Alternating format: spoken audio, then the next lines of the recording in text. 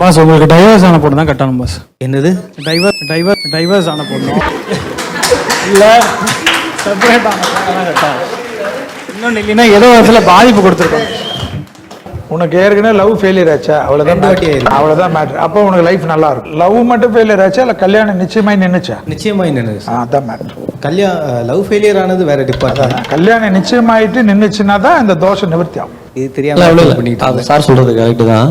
2013 வரைக்கும் எந்த நல்லதுக்குமே இடம் கிடையாது. பட்டதெல்லாம் அவமானம், கஷ்டங்கள், வேதனை, தவிப்பு. 2014 அப்புறம் கரியர் கொஞ்சம் ஸ்டார்ட் ஆகி இம்ப்ரூவ்மெண்ட் ஆயிருக்கும். இப்போ புதன் தசை நடந்துகிட்டு இருக்கு ஜாதகத்துல. 2024க்குள்ள கல்யாணம் நடந்தே தீரணுங்கிறது அமைப்பு. புதன் எப்பவுமே சமாதானம் பண்ணுவார். மீனாட்சி சுந்தரேஸ்வரர் கல்யாணத்தை ஒரு தடவை போய் பார்த்துட்டு வாங்க. சூரியன் உச்சம் ஜாதகத்துல கொஞ்சம் அவமானங்கள் மிச்சமாகும். செஞ்ச வேலைக்கான ரெகக்னிஷன் கிடைக்காது, பாராட்டும் புகழும் இருக்காது.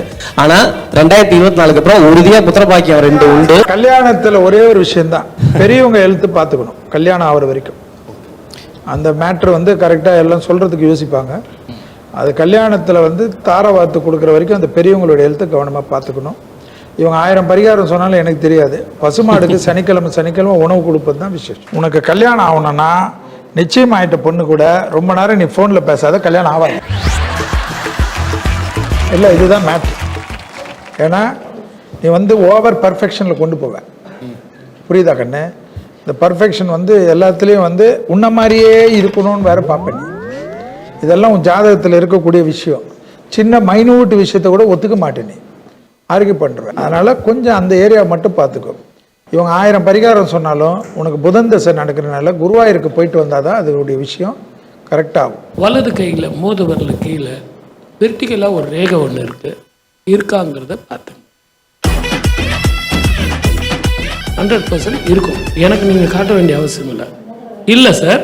அதை நீங்கள் பார்த்துட்டீங்க, நான் ஒத்துக்க மாட்டேன் அப்படின்னா உங்களை தொட்டு பார்த்தா 1 டிகிரி சூடு ஜாஸ்தியாக இருக்கும். சூரிய புத்திரர் இது எதுக்காக அப்படின்னு கேட்டிங்கன்னா, நீங்கள் கணிச்ச இந்த ஜாதகம் கரெக்ட். இப்போ நான் சொல்ல போகிற பலன் என்னன்னு கேட்டிங்கன்னா, சந்திரமங்கல யோகக்காரகன் அடுத்தவங்களுக்கு சாதகமாக இருந்தீங்களே ஒழிய உங்களுக்கு என்ன சாதகம்னு இது வரைக்கும் இல்லாமல் இருக்கீங்க. Very active person. கௌரவமாக நடந்துக்குவீங்க.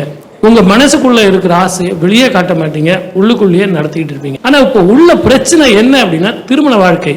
இதுக்கு முன்னாடி நீங்கள் திருமணம் பண்ணியிருந்தா கூட உங்களுக்கு பிரச்சனை தான். இது சரியான தருணம். குரு 2ஆம் வீட்டுக்கு போகிறார் மே மாதம். அப்போ உங்களுக்கு சுப முகூர்த்தத்தை ஏற்படுத்தி தருவார். நீங்க கோயிலுக்கு போறது வர்றது இதெல்லாம் உங்க சௌகரியம். உங்க ஜாதகத்துல பித்திருக்களுக்கு தர்ப்பணமும் குலதெய்வ வழிபாடும் சரியா இல்லை. அதை மட்டும் நீங்க இந்த 2த்தையும் செய்யுங்க. உங்க வீட்டுக்கு வடக்கு புறத்துல இருந்து பெண் வருவாள், படித்தவளாக வருவாள். லேட்டா வந்தாலும் லேட்டஸ்டா படிச்ச பெண்ணா வருவா. இதுல எந்த ஒரு மாற்றமும் கிடையாது. 2023 உங்க வீட்டுல கெட்டி மேளம் கொட்டியே தீரும். சைனஸ் இஎன்டி ஏதாவது தொந்தரவு பண்ணியிருக்கா உங்களுக்கு? இஎன்டி தொந்தரவுகள் நான் ஏதாவது ஒன்று தானே கேட்டேன். சர்ஜரி ஆயிருக்கா? சர்ஜரி ஆயிருக்கு, அவ்வளோதான் மேட்ரு. சர்ஜரி ரீசெண்டாக சர்ஜரி பண்ணியிருந்தாங்க.